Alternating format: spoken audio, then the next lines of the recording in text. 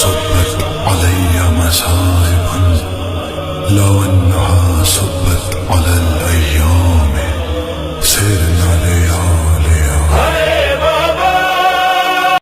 أعوذ بالله من الشيطان الرجيم. بسم الله الرحمن الرحيم. الحمد لله رب العالمين والصلاة والسلام على أشرف الأنبياء والمرسلين سيدنا ومولانا أبي القاسم محمد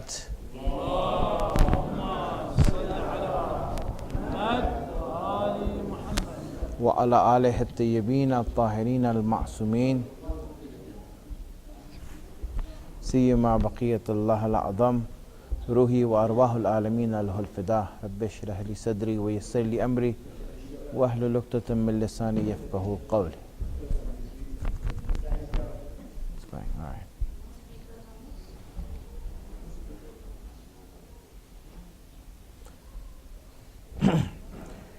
Yes, so we'll wait for the speaker to come or them to raise the volume on the speaker.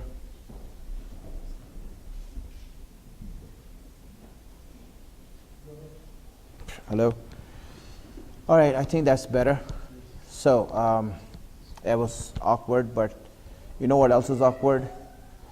Being in a place where you don't know the rules. Have you ever been in a place where you don't know the rules? You go inside and you feel like out of place. And when you try to do something in that place, it doesn't work out the way it's supposed to work because you don't know the ground rules. It's like, for example, have you been to a church? You know, now all of you haven't been to a church, but you have been to a masjid. So you know how a masjid works. So when you come to a masjid, you feel comfortable. When you feel comfortable because you know what's going to happen. You know the ground rules. But when you go to a church or a temple or any other place, because you don't know the ground rules of it, you feel awkward. And if you try to do something or say something, it might not work or it might not come out the way you want it to come out. So usually what happens is that it's really, if you don't know the ground rules of any place that you go to, even if you try to do something, it doesn't work out in the right way. It usually ends out to be a mess. I've seen many times people, for example, make comments or say things in gatherings that they thought is completely right, but when the people heard it, were very offended by it. It happens with cultures, it happens with languages, it happens with nationalities. Any place you go, it's just like that. So wouldn't it be better for us to know the ground rules or the principles or the things that are done, the culture of a place before we go there? And even if you're there, the first thing that a smart person would do is find out, what are the ground rules here? What do I have to do here? A person would try to find that out, wouldn't it?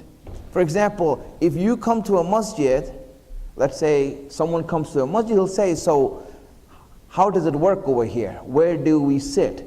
How do we greet each other? How do we shake hands? How does the place work? It's really important to know those ground rules, because if you don't know them, then usually what happens is that we will say something that we think is right, but it's going to turn out to be really wrong. Or it's going to offend people, or it's going to mess up everything. So the best thing for us to do is to know the ground rules.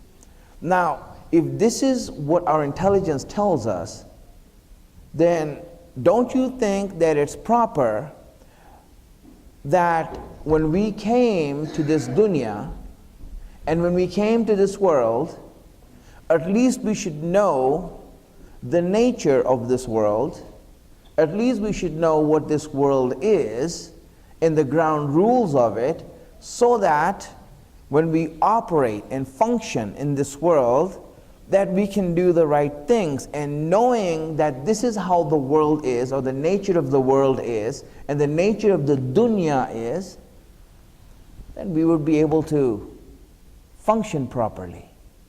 Most people become frustrated in life, they become depressed in life because they think they're doing the right things, but it ends up with the wrong result. Why? Because they never thought about What are the rules of this place? What's the nature of this beast? How do I deal with it? What should I do with it? We never thought about that. And because people don't think about it and they try to function in this world, they make mistakes. They think they're doing right, but it ends up to be totally different than what they expected the outcome to be. This is why our intelligence tells us that whenever we want to go to a place, first find out how do things work here. What is the nature of this place? And then we will know how to better function here. When we came to this dunya, and Allah brought us here to this dunya, and He brought us to this life here in this dunya, then at least we should know how this dunya functions. What is the nature of this beast? How do I deal with it? It will make life easier, it will make us much happier, and it will make our efforts more fruitful. This is always the case. If you ever have a chance to go to a church, you first find out, how do you do things here? Is it all right for me to sit here? When do I stand? How do I greet people? What are the courtesies? What's the way to say things? You see, you learn these things. What is the decorum of this place? What are the guidelines for this place? So my friends, just like that, when we came in this world and Allah brought us into this world, which is this life, there has to be certain rules and certain guidelines that will help us to function here. And this is why knowledge is so important. You see, this is the basic, primary knowledge. Really, knowledge of Tawheed comes later. Knowledge of Nabuwat comes later. The first knowledge to gain, the primary knowledge that all other knowledge is based on, is to find out the nature of this life and the life of this world that we're living in. What is the nature? What are the guidelines? How does this work here? In order that we can function right, in order that we can live our life correctly. That's how things should be working with us. So just to say something, now obviously dunya is a very complicated thing, right? Dunya is a very complicated thing, and by dunya it means the whole realm that we're living in. This whole realm, not just the earth, but the whole realm, the time, the environment, this whole realm that we're living in. When they say dunya, when Allah says dunya in the Quran, He doesn't just mean the earth. You're living on earth. He means the whole realm that we're living in, this life that we're living right now, from our birth until our death, and whatever constitutes that which we are affected by, all of that is dunya. And hence, when we are talking about dunya, this, we have to learn what it is first. How does it function? I mean, does it like to be tickled? Does it like to be played with? I mean, how do you do things? How do you make it happy? How do you make it upset? You want to find out first. And then we can go forward in trying to find Tawheed, in Nabuwat, in message, in Islam, and all of that comes later. Really, it comes later. If you have Tawheed but you don't know how the dunya works, then you will end up becoming a monk. And you know how Islam does not like monks, right? You become a monk, they're like, what are you doing? Doesn't like monks. In fact, that's one of those things that made, for example, Ahlul Bayt angry when people turned out to be monks. They got the message and they turned out to be monks. Really, that's what happened. One person, for example, he left his wife and kids and everything, and he says, I'm going to go towards Allah, and he went to some far off place and started to pray there. And the family, they didn't have any money or anything. The wife came to Imam Ali and said, what did you do to my husband? You know, we have nothing to eat in the house. Imam Ali was so upset, he went to that guy and he says, what is wrong with you? What the heck is wrong with you? He says, you know, I'm trying to go towards Allah. He said, if this is the way of going towards Allah, if this is what spirituality was, then Rasulullah would have done it first. Do you see him do this? Leave his family and life and everything and go on becoming a monk. Usually what happens, some people have a wrong understanding of how dunya works. You know, I remember one time, this one Sayyid Sheikh Alim, you know, I went to in Qom, you know.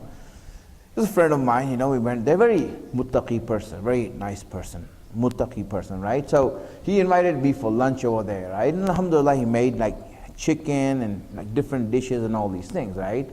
So he says, go ahead, Mr. So it was just us two eating there, right? So I was, alhamdulillah, you know, I was hungry. So, you know, there you go. You know, the chicken was there, the bread was there, everything was fresh. I was eating it. And then, you know, I saw that he wasn't eating and he was taking this bread that was on the side. It was a hardened bread, right? He was taking that and eating that. He said, aren't you eating? He says, no, I don't eat these things. He says, what are you eating? You know, he says, I eat the hard bread that Imam Ali used to eat. I only eat that. I was like, okay, good for you. I just kept on eating, you know. Whatever is your fancy, go ahead. That's great. You know, and then he made a comment after that. That was very funny. And the comment was that, you know, he says, you know, this hardened bread, you know how expensive it is nowadays? I have to go to this special place to buy it. And it's a delicacy now. It's one of those pricey, expensive foods. I just looked at him. I said, I think you're missing the point here. Right? The idea of Imam Ali was that that's the normal food of the people and he used to eat that, not that it's a delicacy and he used to go and buy that and spend more money than the chicken. So the idea is that people, when they don't understand how life of dunya works, they get a wrong idea of Islam. And when you get a wrong idea of Islam, then what happens is that you end up practicing in a way that's not fruitful. You don't see the result in your practice, in your prayer, in your fasting. Everything we do, we see that why is it not helping me? Why am I not improving? Well, my friends, the first thing to do is to learn about the life that we live in, the beast that we are dealing with. We have to learn the nature of that. And that's where you see Imam Ali alayhi salam came out and he explained that in detail. Allah does that in the Quran. If you see how Allah explains the dunya, Imam Ali really explains that. One thing I will mention today regarding the dunya. So that it helps us. Something that Imam Ali says, just to get a peek at what the life of this dunya is. Something that Imam Ali alayhi salam said. So send us salawats.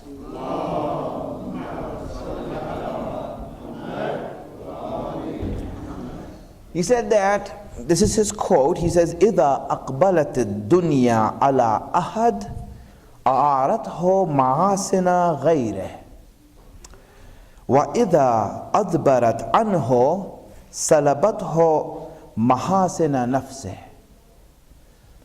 He said that when dunya, this is the nature of dunya now, look at what dunya is. He says when dunya, I'll translate it, then I'll explain it. When dunya turns towards you, meaning that it favors you, it comes on your side, then it will label you with the attributes in the good deeds, in the good points of other people. Meaning, for example, sometimes it happens, right, that I was in the right place at the right time, and someone's life was saved, and everyone said, hey, you know what, he saved his life. And I'm like, me? And then it became known that I saved the life and all these things. And you know what, I was just there, you know, to buy chewing gum.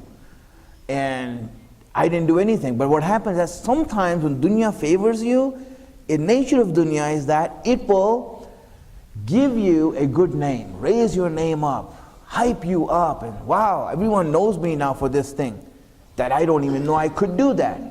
And then he says, وَإِذَا أَدْبَرَتْ أَنْهُ, and when the dunya turns away from you, then it will snatch away your own good deeds, your own good name. Things that I done, you see other people take the credit for it. But I did it. He's taking the credit for it. Yeah, that's what happens.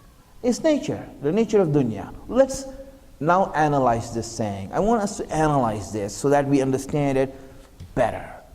Salawats.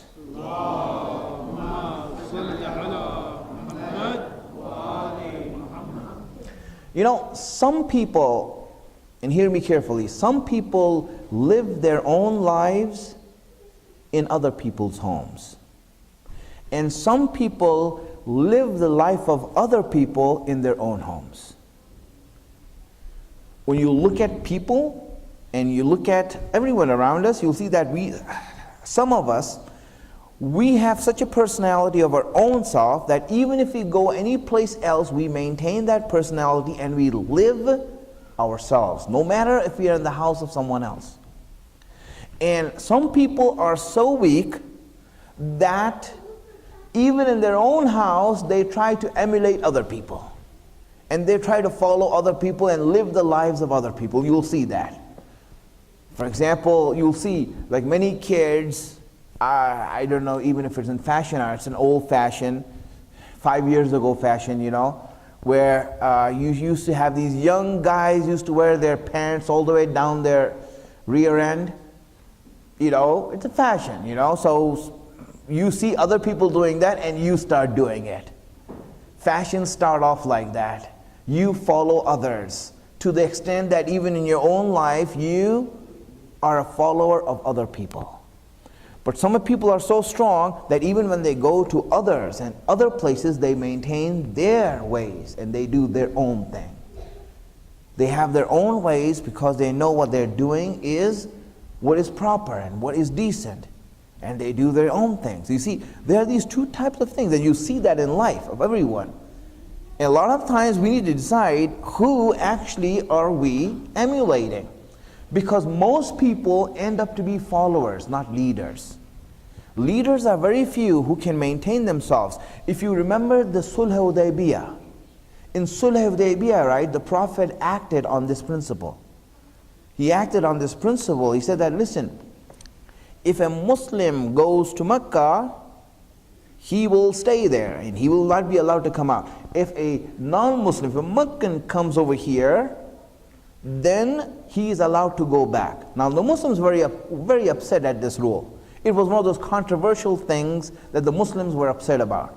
That how is that possible? We have no dignity, that when we go there, we are arrested there and we are kept there. And when these non-Muslims, they come over here and Meccans come over here, that we have to let them go? The Prophet was acting on this principle. He said that, listen, I have so much trust in a Muslim that when a Muslim goes there, he will affect other people. Him by being in Mecca will affect other people and their thinking and how they live their life. And when a non-Muslim comes over here, he will see our character and take the news of our character back to Mecca. You see, he was acting on this principle. The principle is what? Some people are strong enough that when they are so strong that they can go there and affect others. 40 days is the time that akhlaq in Islam, akhlaq has given this 40 days. 40 days is what? In 40 days, either if you go to a place, hadith of the Prophet, if you go to a place in 40 days, either you become like them or you make them like yourself. You can't stay neutral. Either you're affecting them or being influenced by them. Either of these two things, there is no other way. Either you are influencing others or being influenced by others. It does happen, and hence we need most people are followers. They are influenced by others. So now if you are a follower, which is not a bad thing, it's not an evil thing, it's just that when you are a follower, you have to make sure who are you following. Because the problem is this, my friends, there's one imam that we believe in and another imam that we follow. We believe in one imam, we follow another imam. This could be the case. For example, let's say I believe in Imam Ali. I say Imam Ali is the first imam, I am his believer. But then in my life, I am following, someone else. My life is based on someone else. So what does that mean? In belief, Imam Ali is my imam, but in practice, someone else is my imam. And Allah says that He is going to call the people on the Day of Judgment by the imam they followed, not the imam they believed in. Because that's your real imam. Your real imam is someone you followed. Now I'm not talking about clothing, right? Or riding, or it doesn't mean that we go back and start to ride horses. Right? It doesn't mean that, my friends. You can still ride your car. right? And be a follower of Imam Ali, right? That has nothing to do with it. The real following is through the principles. We become followers. That's, I mean, I'm just giving this out to you so you understand what dunya is. Salawat ala Muhammad wa ala Muhammad.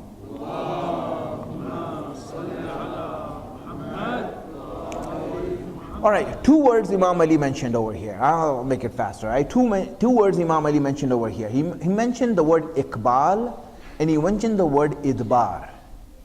They're two very important words, and he mentioned the dunya in terms of these two polarizing meanings, iqbal and idbar.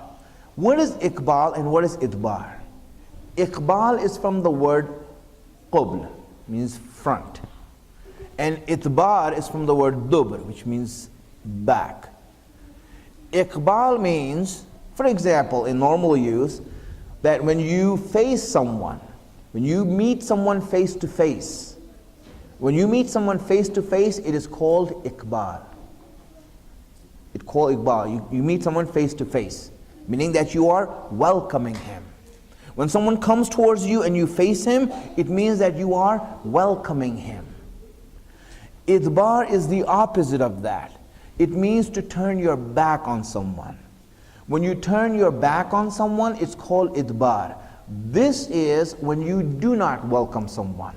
So when you face someone, it is welcoming him. When you turn your back towards someone, it means you're showing him that he is not welcome, that he's unwelcome. There are two states, my friends. Understand, this is the two meanings Imam Ali put dunya in. He said this is the nature of dunya. It's a duality. It doesn't come to you as one way, it comes as a duality. And it comes to you in this way. In what way? That, for example, there are two. It's either it comes welcoming you or it comes unwelcoming. Yes. You see, nafs, our nafs also has ourselves. We also have the same two things. We are from the earth, we cannot avoid it. We also have the same two things. You'll see iqbal is when we are in a state of welcoming, of accepting. Idbar is when we are in a state of rejecting and denial. These two states are natural in human beings. If you look at human psychology, you will see that we are in a state of duality. That either sometimes we're in a good mood, sometimes we're in a bad mood. When we're in a good mood, we are ready to accept anything, in fact, enjoy anything. When we're in a bad mood, we also hate things that we do enjoy. We don't like them. These two states are the states of dunya also, which is in us. Now, how do you deal with these states? You see, whenever you want to give a proposal to someone, or you want to convince them of someone, if they are in the state of idbar, meaning that they are not welcoming, then you won't be able to get it across them. It will only end up into an argument and a conflict. You just see that he's not in the mood for accepting whatever I say. He's in a bad mood. This is the wrong time to approach him. What does it mean? That he's in a state of idbar. He's rejecting everything that comes. He is unwelcoming right now. So what do? You wait until he becomes in a state of iqbal and then give that to him. Children are the same way. Children, when you want to tell something or convince them of something, you can't convince them in a state of idbar. You see, in the state of idbar, they are not in the mood of accepting. In the state of iqbal, you see their mood of accepting right away. Whatever you say, they're ready to accept. They're ready to accept. Sometimes I've seen this, right? This acceptance in people change also. For example, I found out that if you can change the environment of a person from one to another, just a little change. If you change an environment of a person, you see he becomes more accepting of what you're going to say.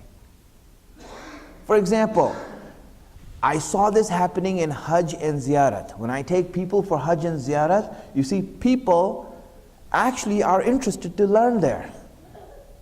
They're interested in learning. Not every Islamic center in America is like Salt Lake, where people are so intently listening, It's even hard to get the people inside. And even if you do get the people inside, they're sleeping.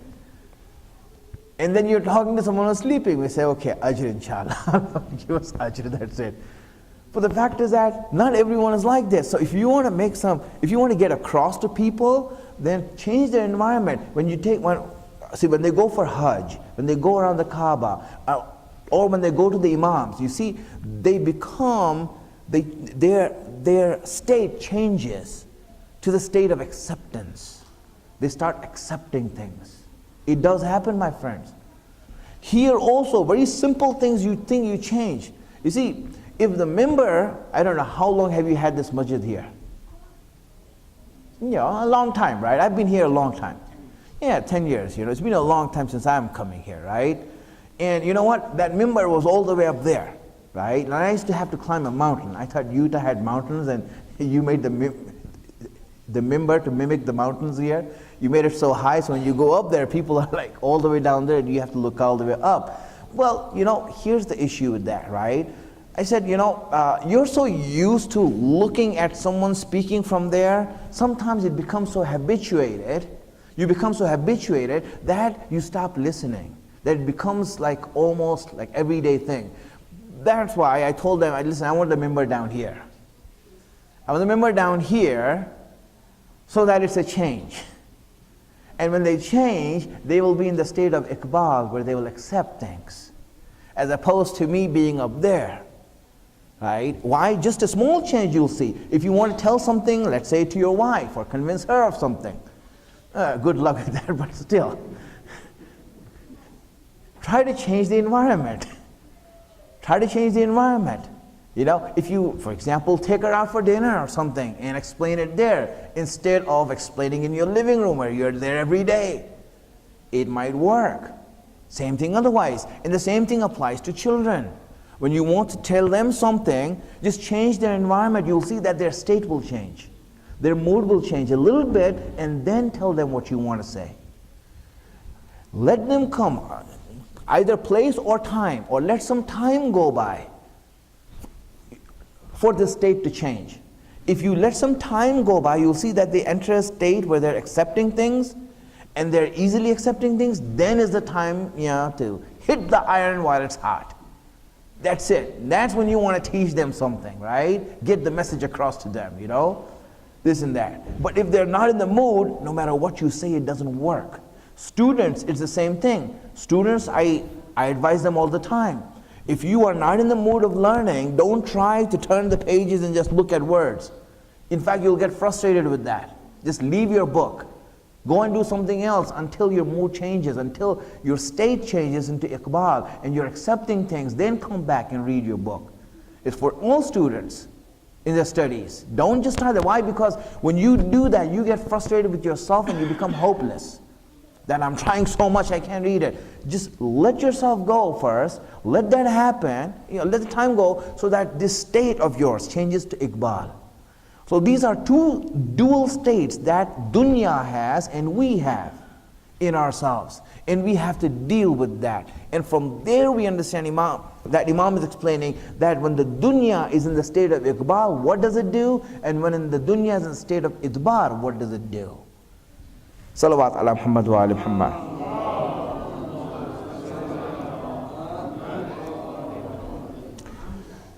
In one of the advice that Imam Ali alayhi salam gives, he says to his children, he says, like yawmun laka wa yawmun alayk.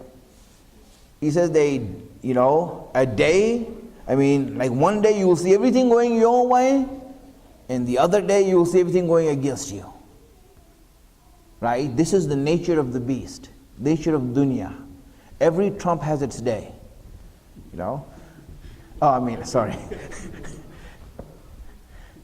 So when you actually look into that, you will see what I'm saying.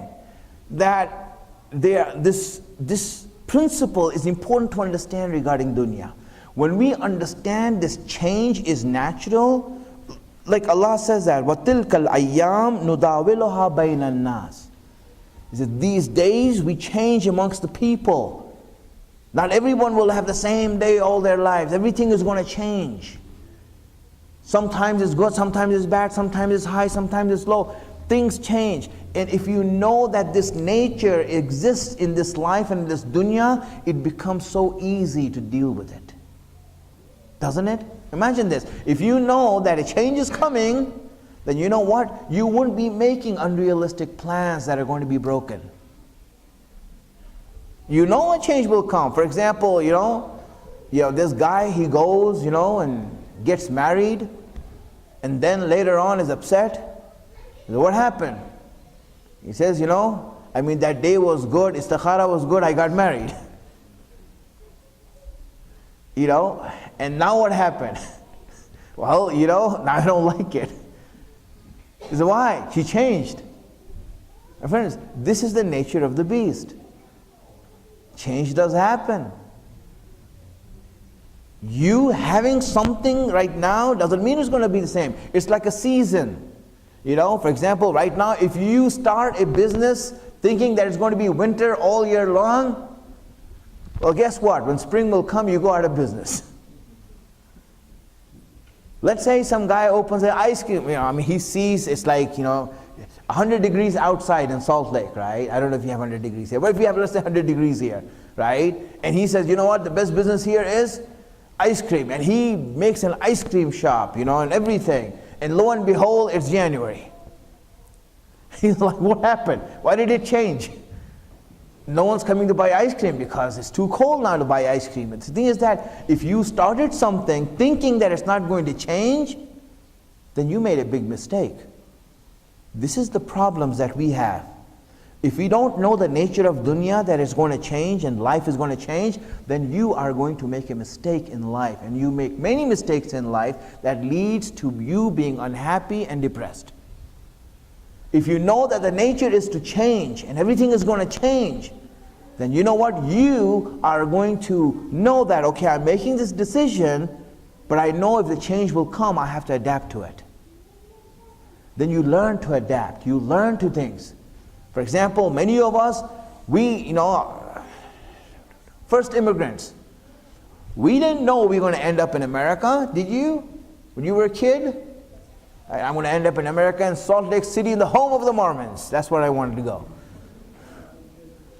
You weren't expecting that. But you know what? It brought you here. So now you have to know that, okay, life changes. This is exactly the nature of the beast. And hence, if it changes, I need to adapt to that. I need to live according to that and see how I can adjust according to the time and the environment that I'm living in. And hence, it leads to us having a more successful and fruitful life. This is the nature, just nature, one nature that Imam Ali is explaining to us in regards to this. Dunya has 2 seasons, like we have 4 seasons, right? Winter, spring, summer, and autumn. Dunya has 2 seasons. Either it has a season of iqbal or a season of idbar. Sometimes the dunya is accepting, sometimes the dunya is welcoming, sometimes the dunya is not welcoming. And this is how we know that, you know what? When the good times come, then you go out just like that squirrel.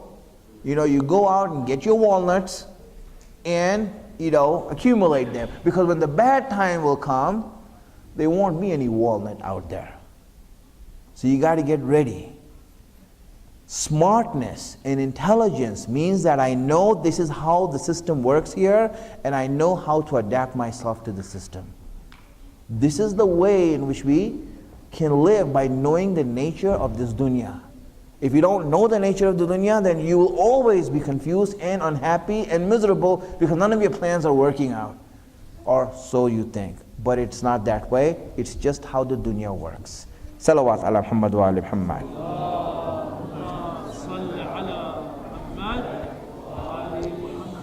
Well, I'll just stop over here. Abrupt stop, inshallah. Any questions?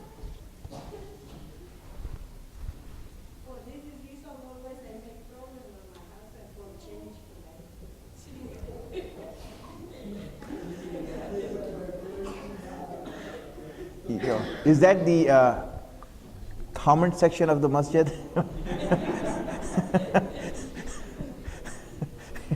All the comments, I'm being sounded off from there. Yes, well, there you go. Inshallah, so. Yes, brother.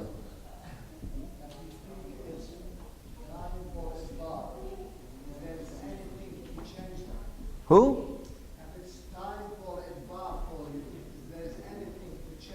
Well, no, I mean, idbar, right? Here's the thing, right? Again, there's so many things that we are told to do, right? Most of these things that we see, the advices that we're giving that are mustahab to us, are advices that are there to see how we can change our situation. For example, let's say when you're angry, let's say you have an anger, right? You're told if you're standing up, sit down. If you're sitting down, drink some water, right? Take a walk. Why are we being advised this?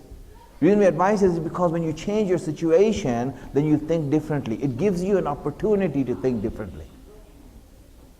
Right? It's just like that. Those advices are meant to appeal to this nature of this dunya and of us. Right? So when you are in a state of idbar, you just have to give it some time sometimes, or you need to change the place. Zaman or makan. Bring about some change in this, in order that you see that, wow, these things happen. Or, for example, it can also be, for example, like for example, a phone call can change people. Or, for example, if you're, based on, hadith, and this and that, right? If you want to change the mood of your wife or woman, right, ask them to go shopping.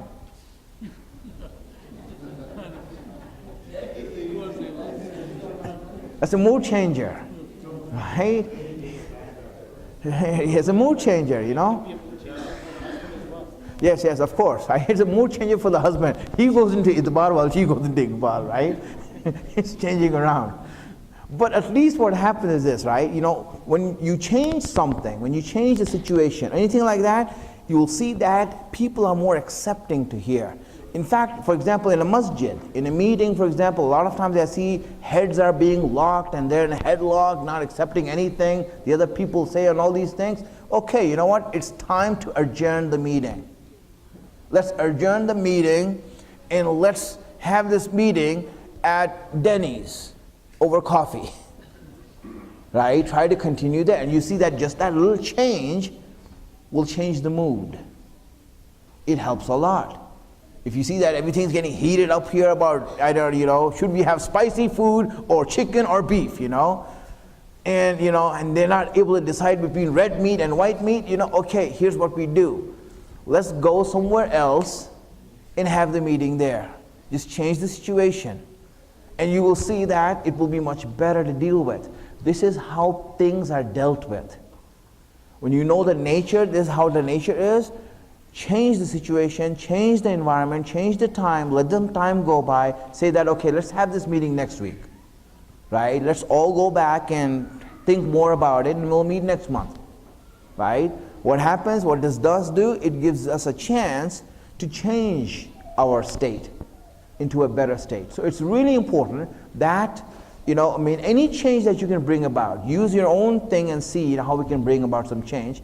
It helps a lot in getting things across, in working with this. All right. Well, that's it. Alhamdulillah, inshallah, we'll do the ziyarat, inshallah, and the program. Salawats.